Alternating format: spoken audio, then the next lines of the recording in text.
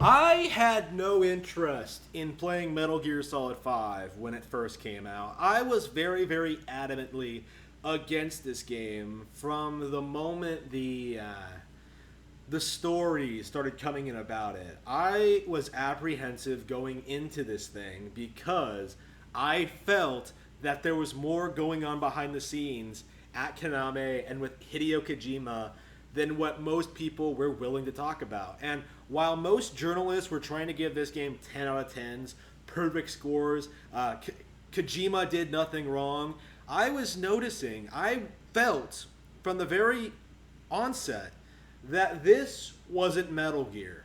This was an extremely westernized, dumbed down spin off of this iconic video game franchise. Like, this was basically.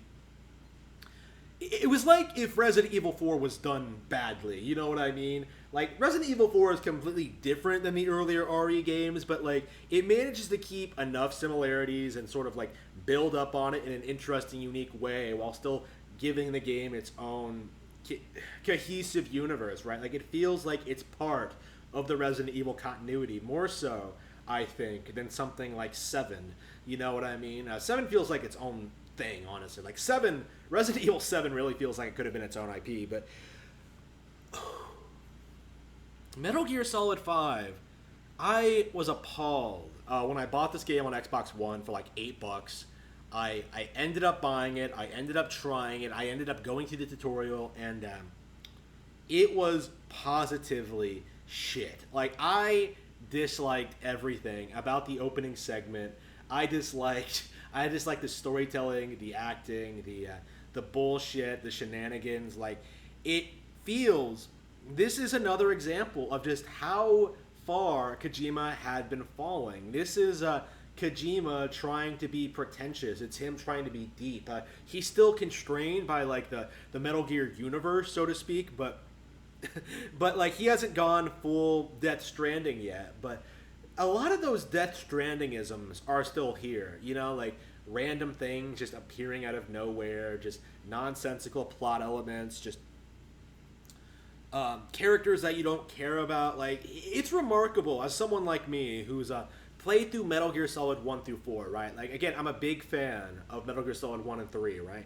Why do I not care about what's happening to Big Boss? Why do I not care when Ocelot shows up? Why do I not care what happens to Miller? Like, it's because the previous entries in the series, right? The first game of this, like, what was the one before this called? I honestly can't even remember the Monster Hunter one, the one where like you're Big Boss and like you're with Kaz and Paz and like those people. Like that game, oh Peace Walker, that's it, Peace Walker. Peace Walker is a piece of shit. Like Peace Walker was complete irredeemable dog shit, and Metal Gear Solid 5 seems to be like a more expanded version of that, with a lot of the same characters and a lot of the same ridiculous story elements. Like it,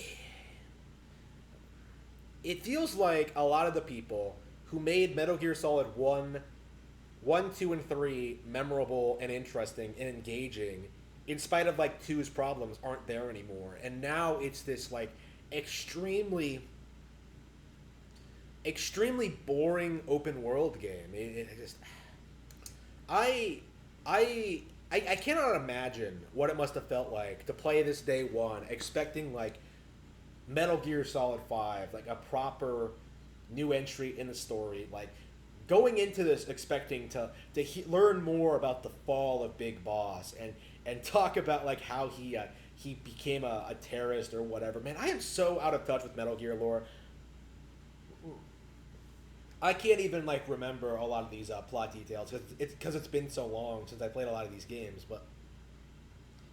But I do care about Big Boss in Metal Gear Solid 3, right? Like I do care about this series, right? And playing Metal Gear Solid 5, I felt none of that. I felt none of this passion. I felt none of the creativity. Like it felt really, really generic. It really did feel like any other typical Western third-person action game. Like albeit with like some more interesting character designs and just that.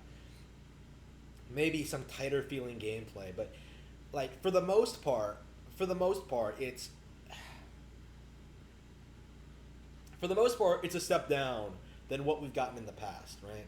Like, it's a step down from three, it's a step down from two, it's a step down from one. You could argue it's better than four purely on the basis there's like an actual video game this time, but I don't think so because like the core gameplay loop is just so boring. Just go somewhere, do something, and then leave. It's just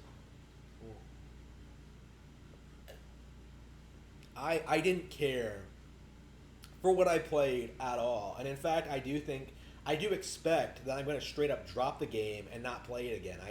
I just find it so unbelievably boring. Like there's nothing about the game that appeals to me on a personal level. Like there's nothing about it that sticks out in my mind as being worth my time. Like honestly, the only reason I played it was just for the novelty of finally playing through this game that I already understood to be a train wreck. And like this really was a